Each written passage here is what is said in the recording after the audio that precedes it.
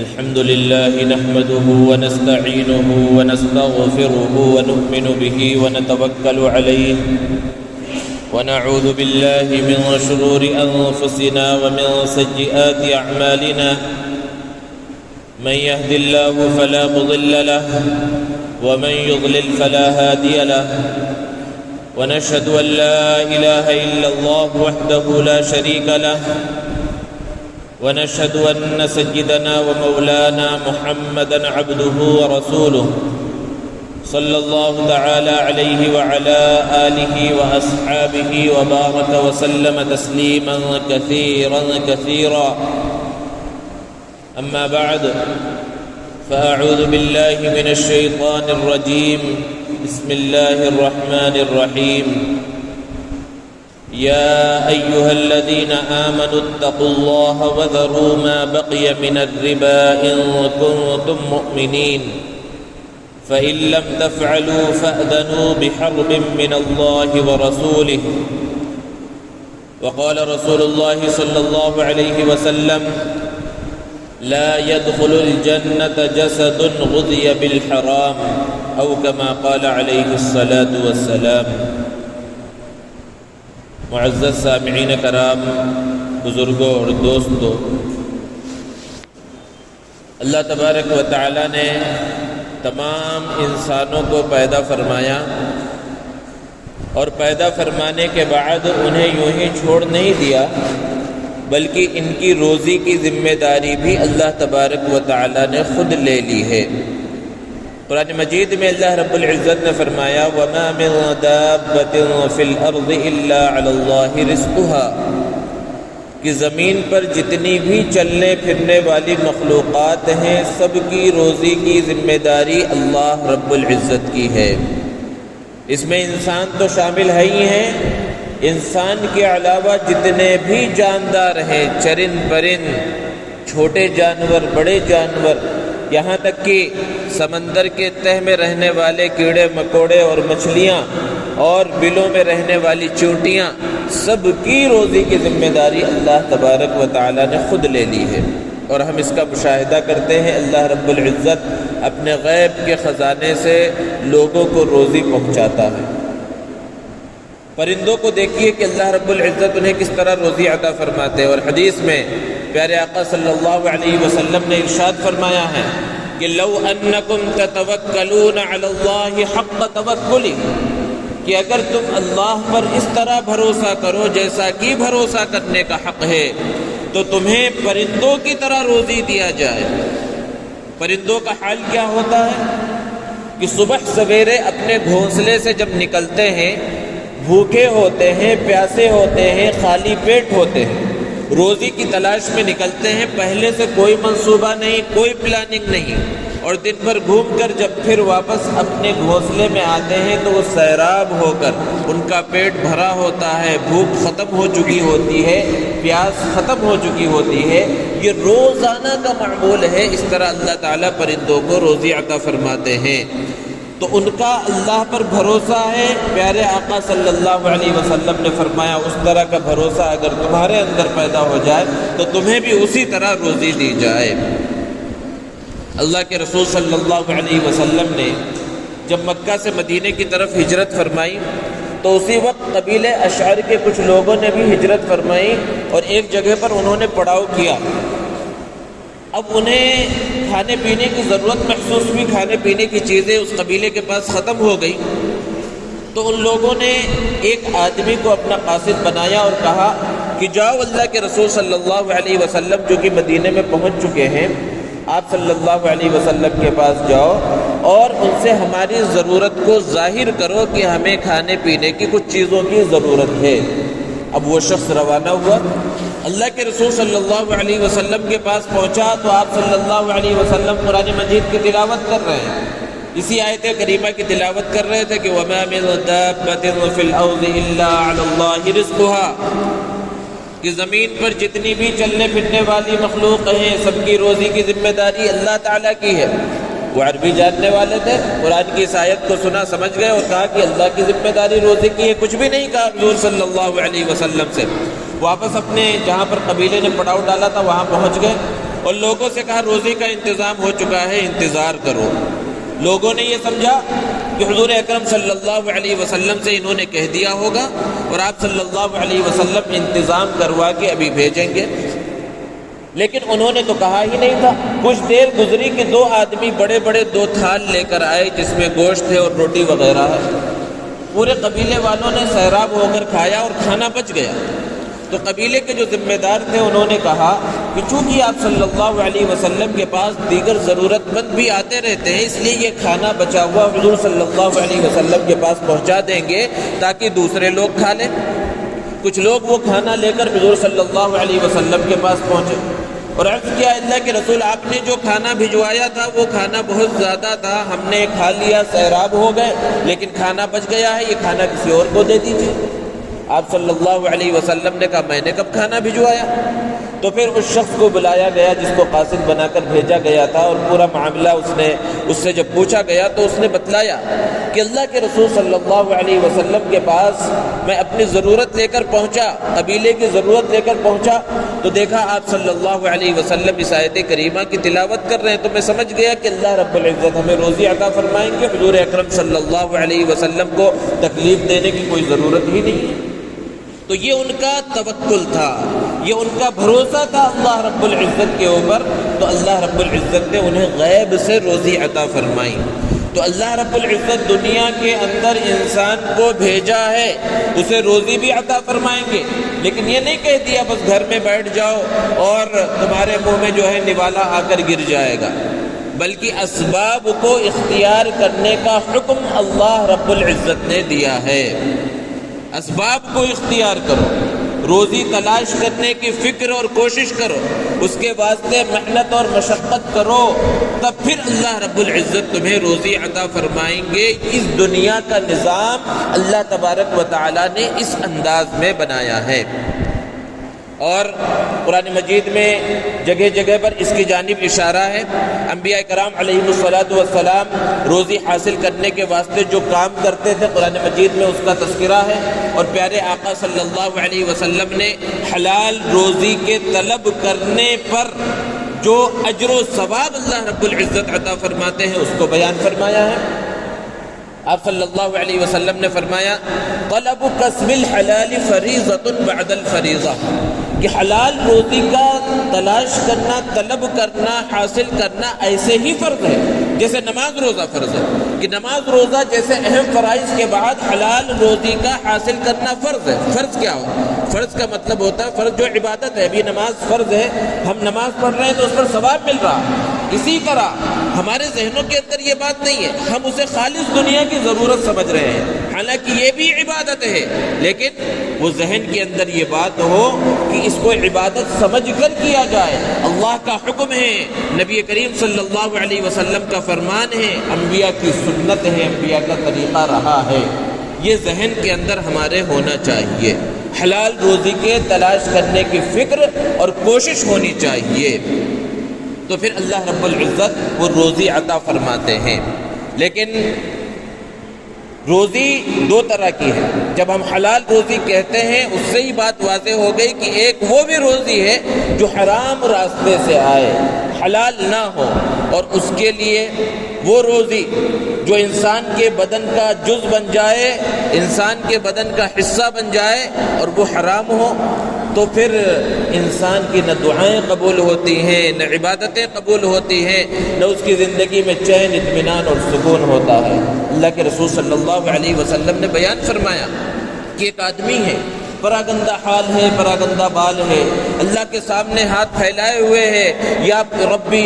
کہہ رہا ہے، یا اللہ کہہ رہا ہے، لیکن اس کی دعا قبول نہیں ہوتی۔ کیوں؟ کیونکہ اس کا کھانا حرام کا ہے، اس کی غذا حرام کی ہے، اس کا لباس حرام کا ہے۔ تو یہ حقیقت ہے۔ اسی کو اللہ کے رسول صلی اللہ علیہ وسلم نے ارشاد فرمایا کہ لا يدخل الجنت جسد غذی بالحرام، ایسا جسم جنت میں داخل نہیں ہوگا جس کی پرورش حرام کے ذریعے کی گئی ہو، جس کے پیٹ میں حرام کا لقمہ گیا ہو، وہ جسم، اللہ کے رسول صلی اللہ علیہ وسلم کا فرمان ہے کہ وہ جسم جنت کے اندر داخل نہیں ہوگا۔ اب ہماری ذمہ داری کیا ہے کہ ہم اپنا محاسبہ کریں، ہم جو کام کرتے ہیں، چاہے وہ تجارت ہو، ملازمت ہو، زراعت ہو، یا کسی بھی ذریعے سے جو ہم روزی حاصل کرنے کی فکر اور کوشش کرتے ہیں، سب سے پہلے ہمارے سامنے یہ بات ہونی چاہیے کہ یہ طریقہ حلال ہے یا حرام ہے۔ اس طریقے کے اندر کہیں شبہ تو نہیں ہے، کہیں یہ طریقہ ناجائز تو نہیں ہے۔ جیسے جیسے زمانہ آگے بڑھ رہا ہے اور زمانے میں ترقی ہو رہی ہے، نئی نئی چیزوں کا ایجاد ہو رہا ہے، نئی نئی کمپنیاں وجود میں آ رہی ہیں، اسی طرح حرام بھی نئی نئی شکلوں میں آ رہا ہے۔ جیسے جیسے چیزیں بڑھیں گی تو حلال بڑھے گا، ساتھ ہی ساتھ حرام شکلیں بھی بڑھتی جائیں گی۔ آج ہمارا حال یہ ہو گیا ہے روزی کمانے کے معاملے میں کہ کہیں سے بھی کوئی چیز معلوم ہو، ہاں یہاں انویسٹ کرنے میں بہت فائدہ ہے، اتنا دے دو، اتنے پیسے روزانہ آتے رہیں گے، مہینے میں آتے رہیں گے، سال میں آتے رہیں گے۔ اب انسان کیا کرتا ہے، نہ حلال ہے یا حرام ہے، طریقہ جائز ہے یا ناجائز ہے، یہ معلوم کیے بغیر اپنا پیسہ وہاں لگا دیتا ہے۔ پھر اس کے بعد لوگوں کے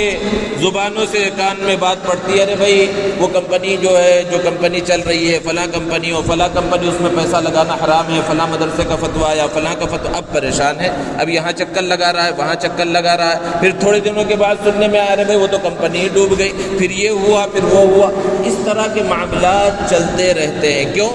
کیونکہ پہلے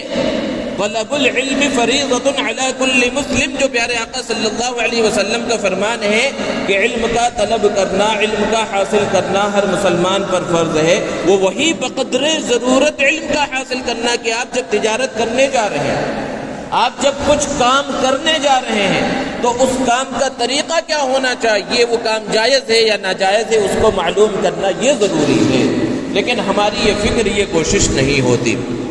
حرام کی یوں تو بہت ساری شکلیں ہیں، لیکن ان حرام کی شکلوں میں یعنی کمائی جو حرام ہوتی ہے، اس میں سب سے بنیادی چیز ہے وہ ہے سود۔ کہ سود ہی الگ الگ شکلوں میں اس کمائی کے اندر جب داخل ہوتا ہے تو پھر وہ کمائی حرام ہو جاتی ہے۔ اور سود کے بارے میں قرآن مجید میں بڑے سخت انداز میں اللہ رب العزت نے بیان فرمایا، ارشاد فرمایا، الذين يأكلون الربا لا يقومون إلا كما يقوم الذي يتخبطه الشيطان من المس،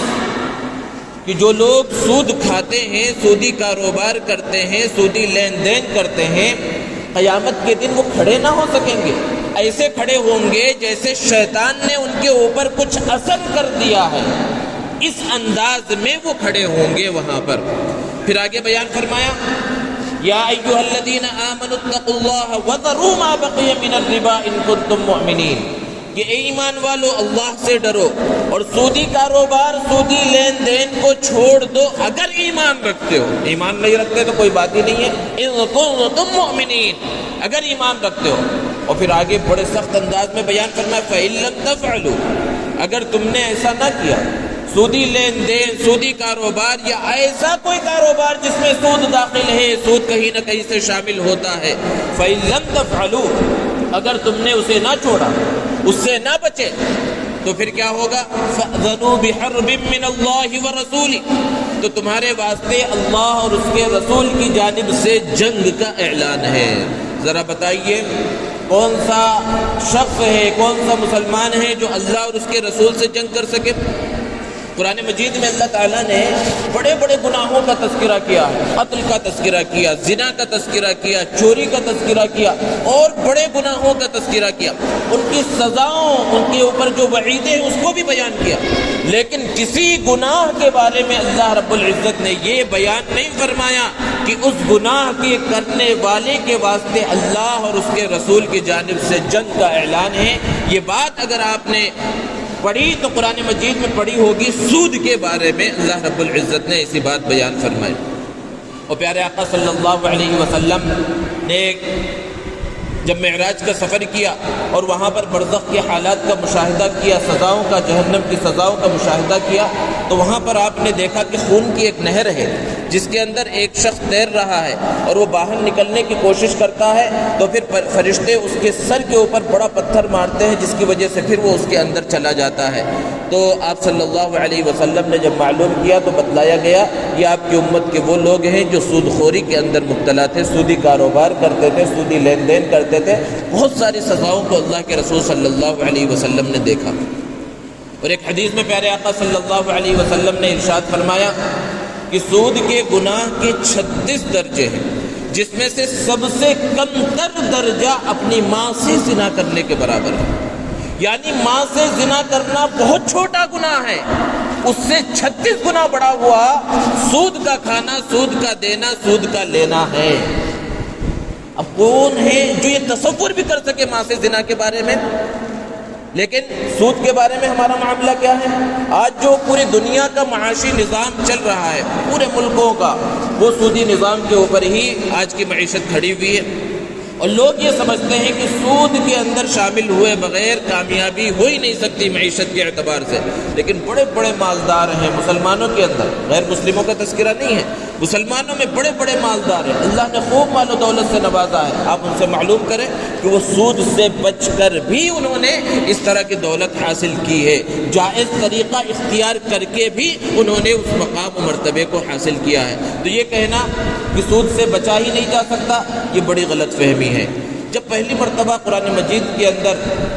سود کی حرمت نازل ہوئی تو اس زمانے کے اندر، جس زمانے میں قرآن نازل ہو رہا ہے، سود بہت عروج پر تھا۔ آج کے زمانے میں لوگ یہ کہتے ہیں کہ جس سود کو قرآن مجید کے اندر حرام قرار دیا گیا وہ اسی زمانے کا سود ہے جو اللہ کے رسول صلی اللہ علیہ وسلم کا زمانہ تھا، اور اس زمانے میں جو سود لیتے تھے۔ سود کی حقیقت کیا ہے کہ کسی کو کچھ رقم دے کر پہلے سے طے کر کے اس پر کچھ زیادہ نفع حاصل کرنا، یہ سود ہے۔ مثال کے طور پر میں نے کسی کو 100 روپے دیے 1 مہینے کے واسطے بطور قرض، اور اس وقت دیتے وقت یہ طے کر لیا گیا کہ جب میں واپس لوں گا تو 110 یا 115 یا 120 روپے لوں گا، یعنی 10%، 15%، 20% جتنا بھی طے کر دیا گیا۔ تو یہ جو 10، 15 اور 20 روپے 100 روپے پر اضافہ لیا جا رہا ہے، یہ اصل میں بنیادی طور پر سود ہے۔ حدیث میں اس وقت پہلے طے کرنے کی شرط ہے۔ اگر پہلے طے نہ کیا گیا، کسی کو ضرورت تھی اور کسی نے قرض دے دیا، اب پھر بعد میں اس نے اپنی ضرورت کو پورا کر لیا اور جب واپس کر رہا ہے تو سوچا کہ مشکل وقت میں اس نے میری مدد کی تھی، کچھ بڑھا کر اگر دے دے تو اس میں کوئی حرج نہیں ہے، بلکہ یہ بہتر ہے اگر بڑھا کر دے دیا جا رہا ہے۔ لیکن اگر پہلے سے طے کر دیا جائے تو یہ سود ہے۔ تو آج لوگوں کا یہ کہنا ہے کہ اس زمانے میں جو سود لیا جاتا تھا وہ غریبوں کا سود تھا۔ آج کے زمانے میں اس طرح کا جو ہے نہ قرضہ لیا جاتا ہے نہ سود لیا جاتا ہے۔ کہ اس زمانے میں حال کیا تھا کہ ایک شخص ہے جس کے پاس کھانے پینے کے واسطے پیسے نہیں ہیں، علاج معالجے کے واسطے پیسے نہیں ہیں، گھر میں انتقال ہو گیا، تدفین کے انتظام کے واسطے پیسے نہیں ہیں۔ اب وہ شخص کسی مالدار کے پاس گیا اور اس سے کچھ رقم طلب کی، تو اس نے کہا پیسے تو میرے پاس ہیں، میں آپ کو دے دوں گا، لیکن جتنی رقم میں دوں گا اس پر 20%، 30% میں بڑھا کر لوں گا۔ تو اس زمانے میں بیماری کی ضرورت ہوتی تھی، کھانے پینے علاج معالجے کی ضرورت ہوتی تھی، اور ایسی چھوٹی موٹی ضرورتیں ہوتی تھی، یعنی ذاتی زندگی کی جو غریبوں کی ضرورت ہوتی ہے اس ضرورت کے واسطے سود لیا جاتا تھا اور دیا جاتا تھا۔ تو چونکہ وہاں پر ایک مستحق شخص ہے، ایک غریب شخص ہے، اس کے اوپر بوجھ لادا جا رہا تھا، اس لیے قرآن نے اس کو حرام قرار دے دیا۔ اور آج جو بینکوں سے عام طور پر جو لون لینے کے واسطے جاتے ہیں وہ عام طور پر غریب نہیں ہوتے، کمزور لوگ نہیں ہوتے، بلکہ وہ تو بڑے بڑے مالدار ہیں جو وہاں پر اپنے کاروبار کو بڑھانے کے واسطے کروڑوں روپے، اربوں روپے بینکوں سے سود لیتے ہیں۔ تو وہ غریب مالدار اور غریب کا مسئلہ وہاں پر نہیں ہے، اس لیے جس سود کو حرام قرار دیا گیا تھا وہ غریبوں کا سود تھا، وہ اسی زمانے کے واسطے تھا۔ اس طرح کی غلط فہمی پھیلانے کی کوشش کی جاتی ہے، حقیقت سے اس کا کوئی تعلق نہیں ہے۔ قرآن کا جو نظام ہے یہ آخرت کے واسطے ہے، اسلام یہ آخرت کے واسطے ہے۔ قرآن اگر کسی چیز کو حرام قرار دیتا ہے تو صرف اس چیز کو حرام قرار نہیں دیتا، اس کی اصل کو حرام قرار دیتا ہے، وہ قیامت تک چاہے جس شکل کے اندر آ جائے۔ جیسے کہ شراب کو قرآن مجید کے اندر حرام قرار دیا گیا، اب اگر کوئی کہے کہ اس زمانے میں جو شراب کو حرام قرار دیا گیا تھا آج وہ شراب ہے نہیں، آج تو نئے نئے برانڈ میں نئے نئے ناموں کے ساتھ وہ چیز مل رہی ہے اور بہت اچھے انداز میں مل رہی ہے تو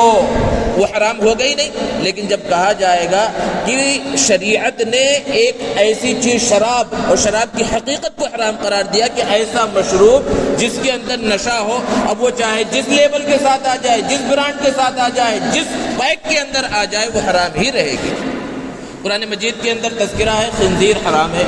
عام طور پر لوگوں کے ذہنوں کے اندر ہے کہ خنزیر کے حرام ہونے کی وجہ کیا ہے کہ وہ گندا جانور ہے، گندگی کھاتا ہے۔ آج بعض لوگ یہ کہنے بھی لگے کہ اس زمانے میں وہ خنزیر کا وہ حال تھا۔ آج بڑے بڑے فارم بن چکے ہیں باہر کے ملکوں کے اندر، انگریز ملکوں کے اندر، جہاں بالکل صفائی ستھرائی کے ساتھ ان کی پرورش کی جاتی ہے اور صحیح انداز میں انہیں فارم میں رکھا جاتا ہے، گندگی کے قریب بھی نہیں جاتے تو وہ جو ہے حلال ہو جائیں گے۔ تو یہ سب غلط فہمیاں ہیں جو پھیلائی گئی ہیں۔ اور اصل بات یہ ہے کہ جب ہمارے سامنے عربوں کا اس معاشرے کا تذکرہ ہوتا ہے، عربوں کے جو اللہ کے رسول صلی اللہ علیہ وسلم کا زمانہ ہے، تو ہمارے ذہنوں میں یہ بات آتی ہے کہ وہ بدوؤں کا علاقہ تھا، دیہاتی لوگ رہتے تھے، وہاں نئے زمانے کی کوئی چیز تھی نہیں، بس چھوٹی موٹی تجارت کرتے تھے، آپس میں لین دین کرتے تھے، غلہ اگاتے تھے، آپس میں تقسیم کر لیتے تھے، کسی نے کچھ دے دیا، کسی نے کچھ لے لیا، اور اس طرح ان کی زندگی گزر جاتی تھی۔ ہمارے ذہنوں میں یہ غلط فہمی اصل میں بیٹھی ہوئی ہے۔ حالانکہ اگر آپ اس زمانے کا مطالعہ کریں، تاریخ پڑھیں، تو پتہ چلے گا کہ آج کے جدید دور میں جسے ہم نیا زمانہ کہتے ہیں، نیا دور کہتے ہیں، تجارت کی جتنی نئی نئی شکلیں رائج ہیں، اس زمانے کے اندر ساری بنیادیں ہمیں ملتی ہیں۔ 20ویں صدی کی اہم چیز معیشت کے اندر، اقتصادیات کے اندر آج کے زمانے میں اسٹاک ایکسچینج کو کہا جاتا ہے۔ اگر ہم غور کریں تو پتہ چلے گا اس کی بنیاد اس زمانے کے اندر موجود تھی جس زمانے میں پیارے آقا محمد عربی صلی اللہ علیہ وسلم تشریف لائے۔ کس طرح موجود تھی کہ چھوٹے چھوٹے گھر ہوتے تھے، لوگ موجود ہوتے تھے، اور کچھ جو بڑے لوگ ہوتے تھے جو سفر وغیرہ کا تجربہ رکھتے تھے، وہ لوگوں سے پیسے وصول کرتے تھے، درہم دینار، کسی نے 1 درہم دیا، کسی نے 2 دینار دیا، اور اس طرح پورے محلے والوں سے رقم کو انہوں نے وصول کر لیا اور لکھ لیا گیا کس نے کتنا دیا، کس نے کتنا دیا۔ پھر اس کے بعد وہ باہر کے ملکوں میں سفر کرتے تو قرآن مجید میں اس کا تذکرہ ہے، لإیلاف قریش ایلافہم رحلۃ الشتاء والصیف، قریش کے سفر کرنے کا تذکرہ ہے، یمن کا اور ملک شام کا، گرمی اور سردی کے موسموں میں۔ کس لیے؟ تفریح کے واسطے وہ سفر کرتے تھے، وہ وہی تجارت کے واسطے سفر کرتے تھے۔ تجارت کے واسطے اتنے دور جانے کی ضرورت کیا تھی؟ وہ پیسہ لوگوں کا جمع کرتے تھے اور پھر اس کے بعد باہر جاتے تھے، سامان تجارت خرید کر لاتے تھے، پھر بیچا جاتا تھا، پھر جو نفع ہوتا جس نے جتنا دیا تھا اسی اعتبار سے پھر تقسیم بھی کیا جاتا تھا۔ یہی اسٹاک ایکسچینج ہے۔ تو اس کی بنیاد اس زمانے میں موجود ہے۔ اور یہ کہنا آج کے زمانے میں تجارتی قرضے بہت پائے جاتے ہیں کہ بڑا مالدار جو فیکٹریوں کا، کمپنیوں کا مالک ہے، بڑی بڑی جائیداد کا مالک ہے، اپنی جائیداد کو اور بڑھانے کے واسطے بینکوں کے پاس جاتا ہے، بینکوں سے قرض لیتا ہے، اور پھر بینک اسے فری میں کیوں دے؟ اس لیے وہ اس پر منافع وصول کرتے ہیں کہ 1 کروڑ دیا تو اس کے اوپر انہوں نے یہ کہا کہ 1 کروڑ روپیہ جو قرض دیا جا رہا ہے آپ 10 لاکھ بڑھا کر دینا۔ اور یہ 1 کروڑ روپیہ بینکوں کا نظام اگر آپ سمجھیں گے تو حرام اور حلال حقیقت میں سمجھ میں آئے گا کہ بینک کے پاس اپنا کوئی پیسہ نہیں ہوتا۔ یہ جو دنیا بھر کا نظام، جو بینکوں کا نظام ہے، بینک کے اندر یہ جو 1 کروڑ روپیہ کسی مالدار کو قرض دیا جا رہا ہے، وہ کس کا پیسہ ہے؟ وہ آپ کا پیسہ ہے، وہ ہمارا پیسہ ہے۔ ہم جو بینکوں کے اندر رکھاتے ہیں وہی پیسہ دوسروں کو قرض کے طور پر دیا جاتا ہے۔